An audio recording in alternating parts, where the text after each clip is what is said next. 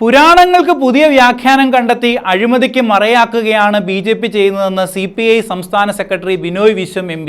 CPI Neendakara local committee office മന്ദിരത്തിന്റെ ഉദ്ഘാടനം നിർവഹിക്കുകയായിരുന്നു അദ്ദേഹം. ഇലക്ട്രൽ ബോണ്ട് അഴിമതിയാണെന്ന സുപ്രീം കോടതിയുടെ കണ്ടെത്തലിനെ അപഹസിക്കുകയാണ് ഇവർ ചെയ്യുന്നതെന്നും അദ്ദേഹം കുറ്റപ്പെടുത്തി.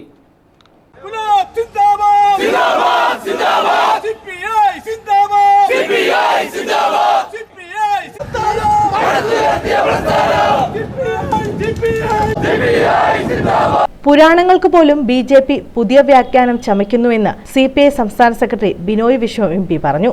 ഇങ്ങനെയാണ് BJP പുരാണങ്ങളെ, വിശ്വാസങ്ങളെ എല്ലാം വഴിമാറ്റിക്കൊണ്ടുപോകുന്നത്. നമ്മൾ പറയുന്നു, ആരാണ് കുചേലൻ ഇന്ത്യയിലെ, ആരാണ് ശ്രീകൃഷ്ണൻ ഇന്ത്യയിലെ? നിങ്ങളല്ല. കുചേലന്മാർ നിങ്ങൾക്കറിയില്ല. എന്തൊരു വലിയ തൊലിക്കെട്ടിയാണത്. CPI Neendakara local committee office മന്ദിരത്തിന്റെ ഉദ്ഘാടനം നിർവഹിച്ച് സംസാരിക്കുകയായിരുന്നു അദ്ദേഹം. കൃഷ്ണൻ കുചേലനിൽ നിന്നും അവിൽപ്പൊതി വാങ്ങിയ പോലെ മോദി എന്ന കൃഷ്ണൻ അംബാനി, അദാനി തുടങ്ങിയവരെ കുചേലന്മാരായി കണ്ട് അവരിൽ നിന്നും ഇലക്ട്രൽ ബോണ്ടെന്ന അവൽക്കിഴി സ്വീകരിക്കുകയായിരുന്നു. മോദി ആരാണെന്നറിയാമോ? ശ്രീകൃഷ്ണൻ. ആരാ കുചേലൻ? അദാനിയാണ്, അംബാനിയാണ്. ഇലക്ട്രൽ ബോണ്ടിലേക്ക് ആയിരങ്ങളും കോടികളും ഒഴുക്കിക്കൊടുത്തവരാണ്. അവരെല്ലാം കുചേലന്മാരാണ്. അവർ കൊടുത്ത കോടികളെല്ലാം അവൽപ്പൊതിയാണ്. പുരാണങ്ങൾക്ക് പുതിയ വ്യാഖ്യാനം നൽകി അഴിമതി മറയ്ക്കുകയാണ് BJP ചെയ്യുന്നത്. ഇലക്ട്രൽ ബോണ്ട് അഴിമതിയാണെന്ന സുപ്രീം കോടതിയുടെ കണ്ടെത്തലിനെ അപഹസിക്കുകയാണ് ഇവർ ചെയ്യുന്നതെന്നും അദ്ദേഹം പറഞ്ഞു. പുതിയ ആക്രമണത്തിന്റെ വാളുകളുമായി ചാടി വീഴുകയാണ് തീവ്രമായ വലതുപക്ഷ പാർട്ടികൾ എല്ലാം. തലയും തലച്ചോറും നട്ടെല്ലും എല്ലും RSS ആണ്. വലതുപക്ഷക്കാറ്റിനെ എതിർത്തും ചെറുത്തും മാത്രമേ ഇടതുപക്ഷത്തിന് മുന്നോട്ടു പോകാൻ കഴിയൂ എന്നും അദ്ദേഹം കൂട്ടിച്ചേർത്തു.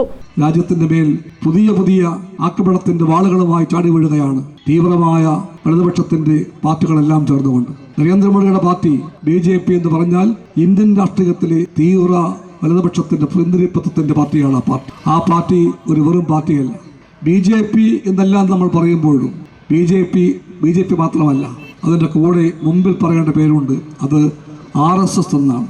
മന്ത്രി J. ചിഞ്ചുറാണി മുഖ്യപ്രഭാഷണം നടത്തി. തീരദേശത്തെ മത്സ്യത്തൊഴിലാളികളുടെ പ്രശ്നങ്ങൾ പരിഹരിക്കാൻ മന്ത്രിയുമായി ചർച്ച നടത്തുമെന്ന് അവർ പറഞ്ഞു.